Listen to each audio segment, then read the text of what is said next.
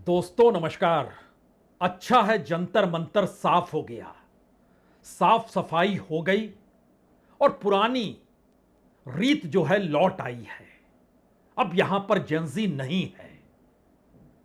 लेकिन क्या आप इस बात की कल्पना कर सकते हैं कि सरकार के भीतर हलचल इस बात को लेकर कहीं तेज हो चली थी? अगर यह जेंजी बीते 12 वर्षों के कच्चे चिट्ठे को लेकर बैठ गया और इस देश के एजुकेशन, इस देश के एग्जामिनेशन और दोनों के बाद जो नौकरियों का सवाल है और जो बेरोजगारी का आलम है, अगर वो कच्चा चिट्ठा खुल गया तब क्या होगा? यह तो मनाइए कि जेंजी सिर्फ एक मंत्री का इस्तीफा मांग रहा है, दे दीजिए। अन्यथा वाकई बीते 12 वर्षों का कच्चा चिट्ठा अगर खुलना शुरू होगा और वो बेरोजगारी तक पहुंच गया तो उसके बाद यह सरकार ढहढहा कर गिर जाएगी। जो कुछ इस दौर में एजुकेशन के नाम पर, एग्जामिनेशन के नाम पर और नौकरियों को देने के नाम पर हुआ है, और उसके ठीक समानांतर जितना पैसा हम रोजगार दे नहीं सकते हैं, लेकिन हम ऐसी स्थिति बना सकते हैं कि इस देश का हर युवा किसी दूसरे को रोजगार देने लगे। यह छल कपट अगर खुल जाए तो क्या होता? यह तो अच्छा है कि जेंजी ने एक मंत्री के इस्तीफे की मांग की और सरकार ने उसको मान लिया।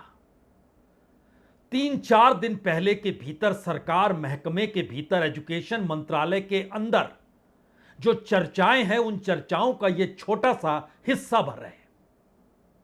हैरत में आ जाइएगा अगर कॉकरोच जंतर मंतर पर यह कहकर खड़े हो जाते, अब इस मंच पर सिर्फ युवा आएगा, हर राज्य का छात्र आएगा, हर राज्य का बेरोजगार आएगा और बतलाएगा उसके साथ क्या क्या हुआ।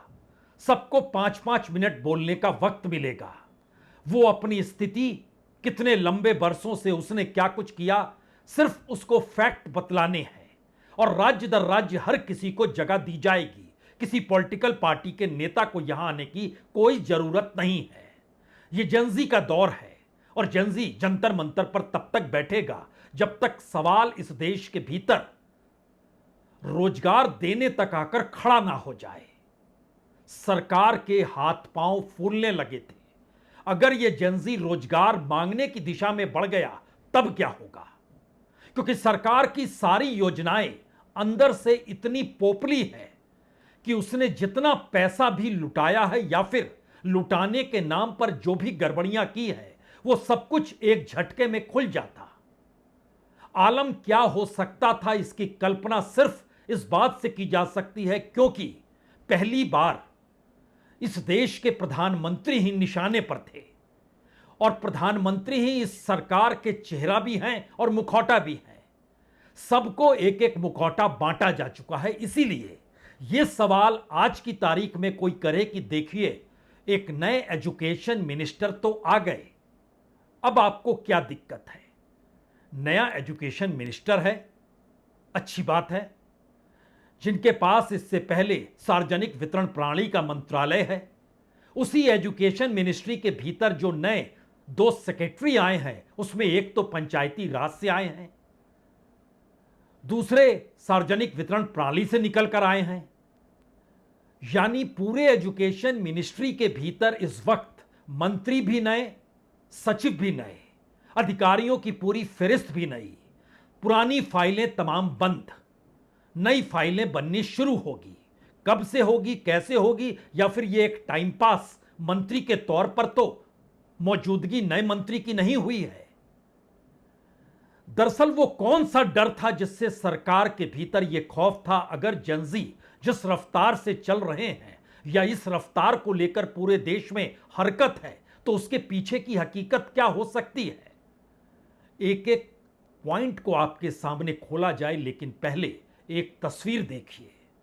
यह तस्वीर शिक्षा मंत्री के पद से हटाए जा चुके या खुद इस्तीफा देने वाले मंत्री की है और नए मंत्री के आगमन की है। दोनों के बचपन से रिश्ते आरएसएस से रहे हैं और नए मंत्री ने आज बैठक की, सचिवों के साथ बैठक की, जो कि बिल्कुल नए हैं। पुरानी फाइलें नहीं, नई फाइलों को बनाने का जिक्र भर हुआ। नए तरीके से देखा जाए, सोचा जाए, यह चिंतन मनन भी हुआ। लेकिन बात वहीं चली गई कि आखिर इस देश में हर मंत्रालय को पीएमओ चलाता है, और उसी पीएमओ के भीतर की धड़कनें इसलिए बढ़ी हुई थी कि अगर जेनजी इस लिहाज से इस देश की उस छवि पर सीधे अटैक कर चुके हैं जिस छवि को बनाते बनाते 12 बरस विश्व गुरु के तौर पर स्थापित करने में लग गए, और उसकी छवि एक झटके में अंतर्राष्ट्रीय तौर पर इस जेनजी ने धूमिल कर दी, तो इसके बाद बचेगा क्या? पहले इस तस्वीर को देख लीजिए।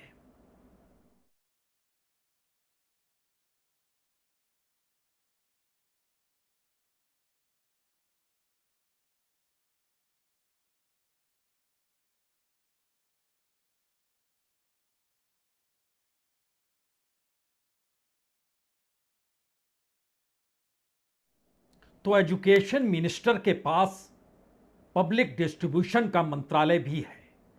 उनके एक तरफ कल तक एनिमल हस्बेंड्री का मंत्रालय संभाल रहे सचिव बैठे हुए हैं, और दूसरी तरफ कल तक पंचायती राज संभालने वाले मंत्रालय के अधीन एक सचिव थे। ये दोनों एजुकेशन मिनिस्ट्री के भीतर हैं। इमरजेंसी फाइल क्या कुछ तैयार हुई थी, वो इमरजेंसी फाइल आज की बैठक में नहीं रखी गई। इसीलिए यह सवाल बड़ा हुआ कि इस देश के भीतर एजुकेशन का जो इकोसिस्टम है उसको लेकर पीएमओ तक क्यों थर्राया हुआ था कि अगर जेनजी खड़े हो गए और बीते 12 वर्षों के कच्चे चिट्ठे को परखने लग गए तब क्या होगा।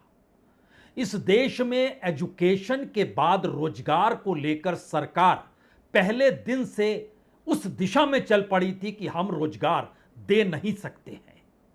इसीलिए जब मुद्रा योजना को लाया गया तो यह कहकर लाया गया, और इसका जिक्र लाल किले के प्राचीर से किया गया, हम रोजगार नहीं देंगे, हम ऐसे युवकों को खड़ा करेंगे जो खुद कई लोगों को रोजगार दे सके।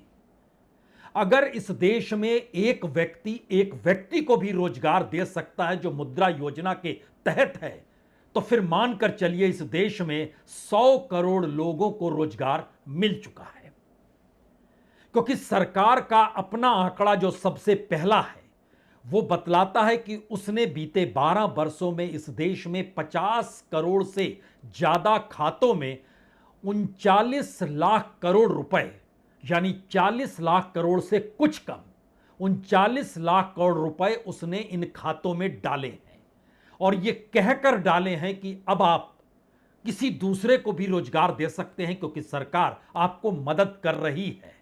इस बरस अप्रैल, मई, जून 3 महीने, पहले 3 महीने के भीतर 1 करोड़ 16 लाख लोगों को इसी मुद्रा योजना के तहत पैसे बांटे जा चुके हैं। औसतन निकालिएगा तो हर बरस 5 से 6 करोड़ लोगों को पैसे बांटे गए हैं इस मुद्रा योजना के तहत। क्या वाकई पैसों के जरिए इस देश में किसी को राहत, रियायत या फिर कोई रोजगार वो खड़ा कर पाया है?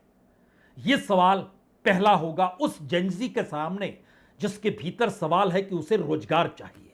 और जेनजी अगर खड़ा कर देता कि मंत्री नहीं, रोजगार का विजन आपको बताना होगा, एक व्हाइट पेपर लेकर आइए और बताइए हमारे पास डिग्री है, हम परीक्षा देने जा रहे हैं, लेकिन नौकरियां आप कैसे देंगे? क्योंकि 2 करोड़ हर साल नौकरी तो दूर की बात है, इस 12 बरस के भीतर भी कुल 2 करोड़ नौकरियां नहीं दे पाए जो 1 बरस में देनी थी, यह भी दूर की बात है। इस देश में 3.5 करोड़ नौकरियां कम हो गई जो सामाजिक सुरक्षा के साथ थी, यानी पेंशन के साथ जुड़ी हुई थी, और वह ऑर्गेनाइज सेक्टर में थी। अनऑर्गेनाइज सेक्टर की स्थिति पर मत जाइएगा, क्योंकि कल ही सरकार ने एक डाटा दिया और कहा कि जो लेबर्स का पार्टिसिपेशन है वह धीरे धीरे इस दिशा में जा चुका है कि वह घट रहा है, यानी हमारे पास काम नहीं है। पिछले बरस 42% था, इस बार 40% है, और जो बेरोजगारी की स्थिति है वो उफान पर है, वो मैक्सिमम पर जा चुकी है। उसके आंकड़े भी सरकार ने कल ही जारी ये कहते हुए किए कि हां, गड़बड़ियां तो हुई हैं और रोजगार पैदा हो नहीं पा रहा है, लेकिन बात यहीं रुक जाती तो भी ठीक था। बात तो इससे आगे चली गई है कि दरअसल इस देश में युवाओं ने खुदकुशी करना लगभग दुगना कर दिया है। आप कहेंगे ये सब कैसे? तो उससे पहले जरा कुछ बातों पर गौर कर लीजिए। 39 लाख करोड़ इस देश के 50 करोड़ खातों में डाले गए। किसी को नहीं पता किसके पास कितना है। 2015-16 में इसकी शुरुआत हुई थी। पहले बरस 3 करोड़ 48 लाख खातों में पैसे डाले गए थे।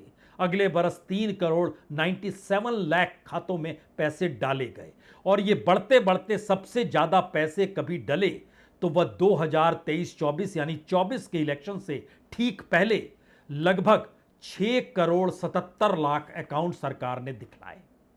जी, यह सरकार कह रही है, लेकिन एजुकेशन मिनिस्ट्री के भीतर का सच हर तमाम योजना के साथ एक बेचैनी इसलिए पैदा करता है क्योंकि सरकार ने पिछले दिनों या कहें 2 बरस पहले इंटर्नशिप का भी जिक्र किया था। अब यहां पर सवाल है, जिस इंटर्नशिप के जरिए सरकार बच्चों को कुछ भी पैसा देती है, उसका एक बेसिक आंकड़ा जो सरकार ने ही आरटीआई के जरिए जानकारी दी, उसको पहले सुन लीजिए। उसने कहा कि 30 अप्रैल 2026 तक जो इंटर्नशिप होनी थी वो लगभग 2,97,000 इंटर्नशिप होनी थी। लेकिन एक्चुअली जो ऑफर आया वो 1,73,000 छात्रों का ऑफर आया। जिनको काम पे इंटर्नशिप पे लगाया गया उनकी तादाद सिर्फ 18,000 है। और जिनको काम मिल गया इस इंटर्नशिप के बाद उनकी संख्या 5,200 है। आप कल्पना कर रहे हैं, 5,200।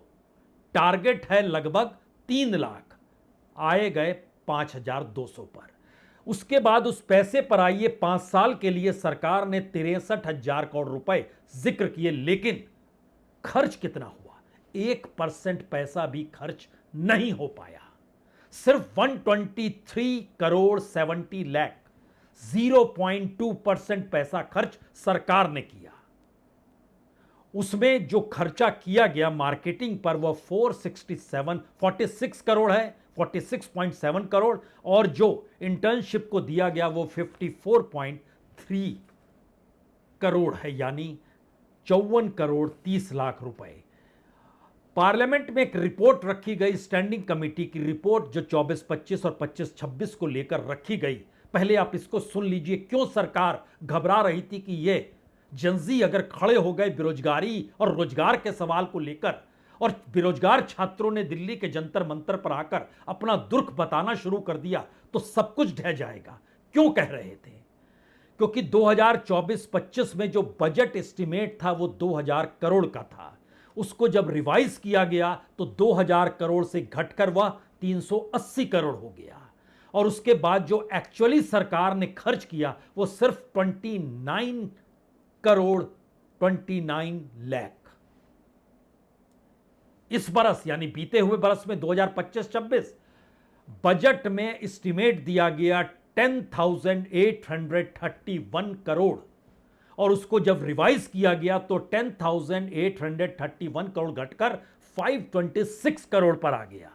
और जो एक्चुअली स्पेंड सरकार ने किया वो सिर्फ 94 करोड़ 48 लाख। इस देश के भीतर 22 ऐसी योजनाएं हैं जो सरकार इस देश में छात्रों को लेकर चला रही है। पैसा देना हो, रोजगार नहीं है तो कुछ स्टाइपेंड दे दें। जो योजनाएं हैं सारी सब हमारी टीम ने उस पर जब काम करना शुरू किया तो बतलाया, दरअसल सरकार के भीतर इस बात को लेकर बेचैनी बढ़ गई कि अगर ये छात्र वाकई रोजगार के लिए खड़े हो गए तब वो करेंगे तो क्या करेंगे, क्योंकि कोई विजन तो इस दौर में काम कर नहीं रहा है। और अगर एम्प्लॉयमेंट की गारंटी ये मांगने लग गए, सोशल सिक्योरिटी बिल से इन्होंने जोड़ दिया, 5-5 हजार रुपए स्टाइपेंड ही मांगने लग गए, तो हम क्या करेंगे? यानी मिनिस्ट्री के भीतर ब्यूरोक्रेट्स ये चर्चा कर रहे हैं और बीजेपी के साथ खड़े उनके सहयोगी राजनीतिक दल के नेता भी सरकार से कह रहे हैं कि देखिए, अच्छी बात है जेनजी ने अपना एजेंडा छोटा कर दिया है। अच्छी बात है कि इन्होंने पॉलिटिकल तौर पर सब चीजों को जोड़ लिया है। अच्छी बात है, ये सिर्फ एक नेता का इस्तीफा मांग रहे हैं। अगर ये इस्तीफे के साथ अगर इन्होंने समाधान का रास्ता रोजगार को लेकर पकड़ लिया, तब आप क्या करेंगे? जितनी तेजी से हो सकता है उतनी तेजी से आप चीजों को आगे बढ़ाइए। यह अलग मसला है कि इन सब के बीच दिल्ली दरबार में पावर स्ट्रगल इस हद तक इस दौर में बढ़ता चला गया जो सबको दिखाई दे रहा था, लेकिन कोई कुछ कह नहीं रहा था। किसी को लगता था धर्मेंद्र प्रधान कहीं बीजेपी के अध्यक्ष ना बन जाए, तो दूसरा सोच रहा था मैं बनूं, तो उसने बकायदा पैसा देकर धर्मेंद्र प्रधान के खिलाफ कैंपेनिंग की शुरुआत की। आप बोलेंगे अरे ये क्या हो रहा है? जी, आपस के अंतर्विरोध और जो पावर स्ट्रगल होता है उसका हिस्सा सिर्फ लखनऊ और मुंबई तक नहीं जाता है। यानी दिल्ली दरबार के भीतर सवाल अपनी ताकत को बरकरार रखना और बढ़ाए रखने के लिए जो स्ट्रेटजी बनती है, जिसमें निशाने पर उत्तर प्रदेश है, निशाने पर महाराष्ट्र है, क्योंकि दोनों मुख्यमंत्री अपने अपने दायरे में अपने अपने तरीके से काम कर रहे हैं। महाराष्ट्र के मुख्यमंत्री को कल बुलाया भी गया और आज जब लौटे तो नागपुर पहुंचे तो बोले नहीं नहीं, मुझे दिल्ली नहीं जाना है, मैं महाराष्ट्र में ही रहूंगा। यह बोलने की जरूरत क्यों पड़ गई?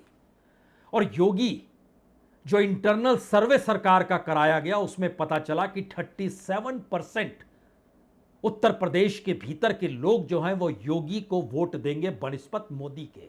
यानी योगी नंबर 1 है, उसके बाद मोदी का चेहरा है। तो यहां ना चेहरा मैटर कर रहा है दिल्ली का, ना मुखौटा दायरा कर रहा है। तो ऐसे में सवाल है, जब पावर स्ट्रगल स्टेट और दिल्ली के बीच है और स्टेट के भीतर जगह जगह पर जो मुख्यमंत्री तैनात हैं, उन मुख्यमंत्रियों को जो दिल्ली ने बनाया है वो अपनी कॉन्स्टिट्यूएंसी तक संभाल पाने की स्थिति में नहीं है। करप्शन चरम पर है।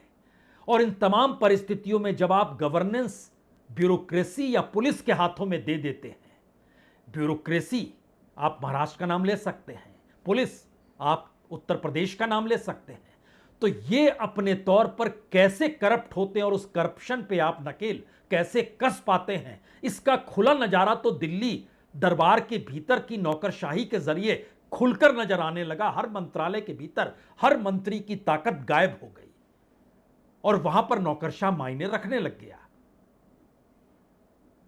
इसीलिए नौकरशाहों के भीतर यह फुसफुसाहट थी, सब कुछ तो हमने स्टेक पर लगा दिया है, सरकार जो कहती हम वो करते हैं। लेकिन जेंजी से जो खतरा है वो इस बात का खतरा है कि जो बीते 12 वर्षों का जो पूरा कच्चा चिट्ठा है, अगर वह रोजगार और बेरोजगारी, इस देश के एजुकेशन और परीक्षा, इन सबको अगर जोड़कर खड़ा हो गया, तब जवाब देगा कौन?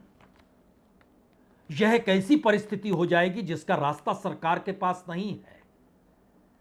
इसीलिए अभी भी ध्यान दीजिए, जेंजी कल की जीत के बाद अभी भी उस जश्न के दौर में है।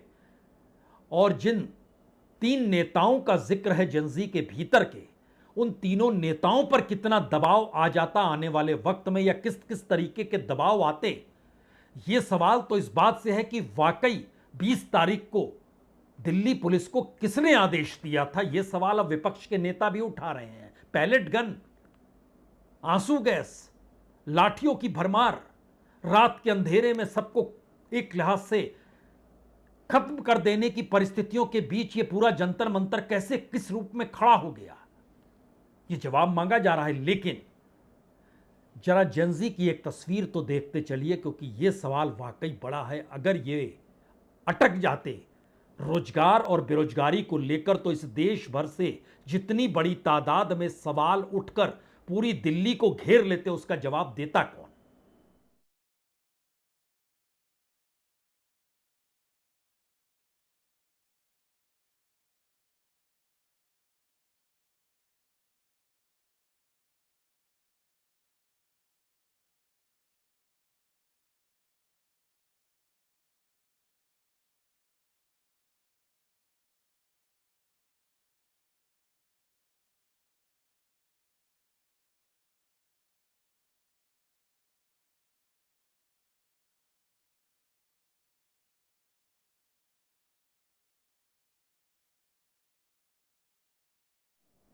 हैरत मत कीजिएगा, बड़ी तादाद में नौकरशाही भी सक्रिय रही, बड़ी तादाद में नेता भी सक्रिय रहे, बड़ी तादाद में कॉरपोरेट भी सक्रिय हुए। 12 साल की सत्ता के ऊपर किस किस का कितना स्टेक लगा हुआ है। और अगर इस देश के भीतर जेनजी ऐसे इश्यूज को लेकर खड़ा हो जाए जहां पर बीते 12 वर्षों की सत्ता का जो भी कार्य है वह कटघरे में हो, तो उसके बाद बचेगा क्या। यह एक ऐसी परिस्थिति है जिसमें धीरे धीरे धर्मेंद्र प्रधान के इस्तीफे पर आकर पूरा जंतर मंतर का आंदोलन खड़ा हो गया। पेपर लीक के तौर तरीके, उसका नेक्सस, उसके जरिए पॉलिटिकल फंडिंग, उस पॉलिटिकल फंडिंग के जरिए चुनाव लड़ना, उस चुनाव के जरिए सत्ता में आना, उसके पीछे राजनेताओं की पूरा योगदान की परिस्थिति, मंत्री की भागीदारी, यह सब कुछ धीरे धीरे छटता गया। और एक इस्तीफे तक बात लाने के लिए नौकरशाही भी सक्रिय थी। जो जेनजी के संपर्क में कुछ पावर ब्रोकर्स होते हैं, ये पावर ब्रोकर्स पार्टियों के भीतर भी होते हैं, ये पावर ब्रोकर्स मीडिया के भीतर भी होते हैं, ये पावर ब्रोकर्स अपनी पहचान लिए पॉलिटिशियंस भी होते हैं, जो अपनी राजनीति के दायरे तले अपनी सत्ता के साथ नहीं तो सामने वाली सत्ता जिसके विरोध में ये खड़े हों उससे अपना हक और अपने सौदेबाजी के लिए भी रास्ता बनाते हैं। सोनम वांगचुक अनशन तोड़ दे, सोनम वांगचुक खामोश रहे, सोनम वांगचुक के बाद जंतर मंतर की स्थितियां अनुकूल रहे, वहां के ऊपर में सिर्फ एक ही नाम गूंजता रहे। यह सब कुछ कोई आसान नहीं है, स्ट्रेटजी के साथ है। क्योंकि अगर उस दिशा में यह जेनजी बढ़ जाता जो इस देश के भीतर उन युवा छात्रों में जो इस देश के हैदराबाद में हो, जो बेंगलोर में हो, जो चेन्नई में हो, जो इलाहाबाद में हो, जो पटना में हो, जो गुवाहाटी में हो, आप समझ रहे हैं इस देश के भीतर में बेरोजगारी की स्थिति में जूझता हुआ युवा और उसके साथ वो परिवार, जो परिवार पेपर लीक को तो देख रहा है लेकिन पेपर लीक के बाद रोजगार उसको नहीं मिलेगा, इस परिस्थिति को वो देख रहा है। यानी एक ऐसी परिस्थिति है जिसमें इस देश के सरकारी अस्पतालों में जो पैसा देना पड़ता है एजुकेशन के लिए और जो प्राइवेट अस्पतालों में पैसा देना पड़ता है एजुकेशन के लिए, दोनों में कई सौ गुना का अंतर है। अगर यहां 10 लाख में हो जाएगा तो वहां 10 करोड़ देने पड़ जाते हैं। यह स्थिति पूरे साल चलती चली जाती है, सब कुछ खुलने लगेगा और वो पूरी इकोनॉमी जो प्राइवेट सेक्टर की है वो कैसे पॉलिटिकल फंडिंग में सत्ता तक पहुंचती है, फिर वो बात भी आ जाएगी। घबराहट तो थी, शायद इसीलिए जो नया सवाल इस दौर में उभर कर आया जो सबको अंदर से हिला रहा है, क्या वाकई इस दौर में सरकार समझ गई एम्प्लॉयमेंट पर बात नहीं आनी चाहिए। और एम्प्लॉयमेंट पर बात इसलिए नहीं आनी चाहिए क्योंकि 2014 में इस देश के भीतर जो छात्र रोजगार न मिलने की वजह से आत्महत्या कर लेते थे उनकी तादाद हर दिन 22 थी, एक साल में 8068। और वो तादाद 2024 में 10 बरस के बाद जो आखिरी एनसीआरबी का डाटा आया उसने बताया 8000 से बढ़कर ये 14488 हो गए हैं। यानी हर दिन लगभग 40 छात्र रोजगार ना मिल पाने की वजह से और काम है नहीं इस वजह से आत्महत्या कर रहे हैं। हर दिन नीट की परीक्षा में 22 छात्र थे। अगर यह डाटा रखा जाए और सरकार कहीं आंकड़ों को मान लिया जाए तो एक झटके में किसकी नींद उड़ जाएगी।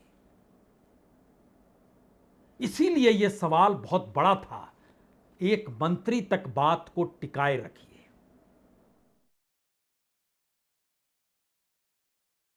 हमारे 6 साल से एग्जाम नहीं हुए, इसमें हमारी क्या गलती है? हमारी स्कॉलरशिप नहीं है, इसमें हमारी क्या गलती है? हमारी इसमें कोई गलती नहीं है। कुलपति महोदय बोलते हैं कि इसमें हमारी कोई गलती नहीं है, तुम हमारी नजरों में तुम स्टूडेंट्स ही नहीं हो। हम स्टूडेंट्स क्यों नहीं है? हम लोगों ने 2020 में एडमिशन लिया था, आज 2026 हो चुकी है, हमारे एग्जाम नहीं हुए। हमारे एग्जाम हम 6 साल हो चुके हैं, हमारी अभी डिग्री कम्प्लीट हुई है, हमारी अभी तक सेकंड ईयर के एग्जाम हुए हैं। तो एग्जाम कब होंगे इसका जवाब कौन देगा? हम जहाँ भी जाते हैं हम सब जगह जा चुके हैं, हम यूनिवर्सिटी जा चुके हैं, हम सब कोर्ट जा चुके हैं, हम कलेक्टर से बात कर चुके हैं। वो क्या बोलते हैं, तुम आंदोलन करो, सड़कों पे हो। तो बच्चों का काम आंदोलन करना है, बच्चों का काम सिर्फ पढ़ाई करना है, बच्चों का काम ये सब करना नहीं है। पर हम लोग आ रहे हैं, सब कर रहे हैं, पर हमारे एग्जाम का क्या करेंगे, क्या होंगे?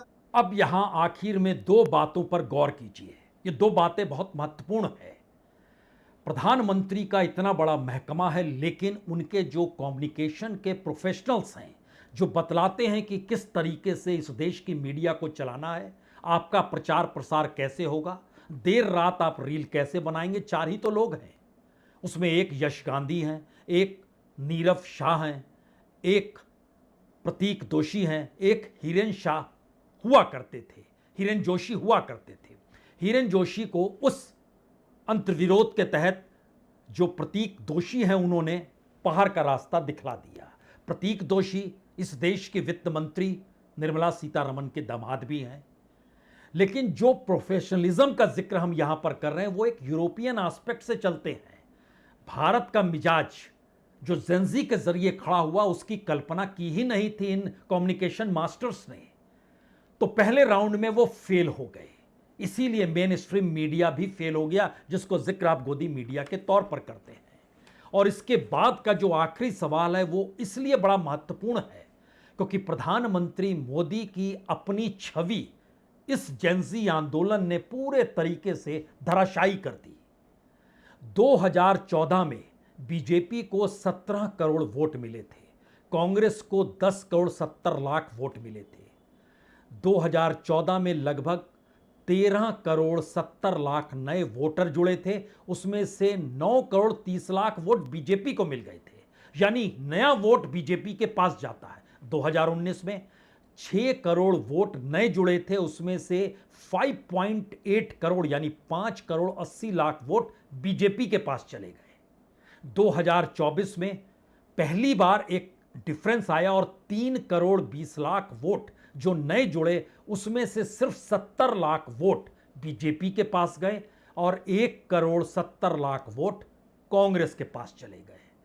अब नया सवाल यह है कि अब जो नए वोट जुड़ेंगे और जिस लिहाज से अब जो परिस्थिति जेंजी के साथ है, ये झटका दे सकते हैं राज्य दर राज्य और लोकसभा इलेक्शन तक। शायद इसीलिए ये पूरी एसआईआर की प्रक्रिया शुरू हुई, जिसमें हो सकता है 2024 की तुलना में 2029 में वोटरों की तादाद आपको कम भी नजर आए।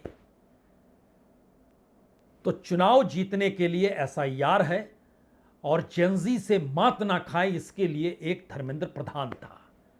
यानी बात अगर इस देश के हर युवा के साथ जुड़ती चली जाती, वो जेंजी जिसकी तादाद इस देश में 38 करोड़ है, उस 38 करोड़ में से लगभग 12 करोड़ ऐसे हैं जो रोजगार की तलाश में भटक रहे हैं।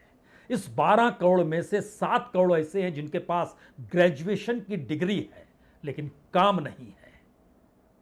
सोचिए, अगर मामला मुद्दों के आसरे इस देश के हर बेरोजगार युवा को जोड़ लेता, तब क्या होता? सरकार ढहढहा जाती, रास्ता उसके पास क्या होता? क्योंकि निगाहों में और निशाने पर प्रधानमंत्री मोदी की तस्वीर थी, उन्हीं के मीम थे, उन्हीं के खिलाफ नारे थे और अंतर्राष्ट्रीय तौर पर सोशल मीडिया के जरिए उसी की गूंज थी। बहुत बहुत शुक्रिया, बहुत बहुत शुक्रिया।